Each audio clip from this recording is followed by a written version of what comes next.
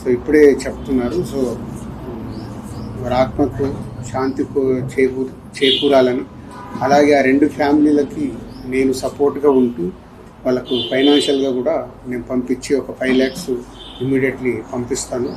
So ఇదే ఇప్పుడు ఇంత ఆనందంగా ఉందాము అన్న ఇలాంటి అన్ఎక్స్పెక్టెడ్ ఇన్సిడెంట్స్ జరగడం చాలా బాధాకరం.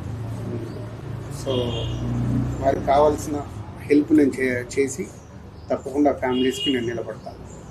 సో ఇప్పుడే చెప్తున్నారు. సో వారి ఆత్మకు శాంతి చేకూరాలని, అలాగే ఆ రెండు ఫ్యామిలీలకి నేను సపోర్ట్గా ఉంటూ వాళ్ళకు ఫైనాన్షియల్గా కూడా నేను పంపించి ఒక 5 lakhs ఇమ్మీడియట్లీ పంపిస్తాను. సో ఇదే ఇప్పుడు ఇంత ఆనందంగా ఉందాము అన్న ఇలాంటి అన్ఎక్స్పెక్టెడ్ ఇన్సిడెంట్స్ జరగడం చాలా బాధాకరం. సో వారికి కావాల్సిన హెల్ప్ నేను చేసి తప్పకుండా ఫ్యామిలీస్కి నేను నిలబడతాను.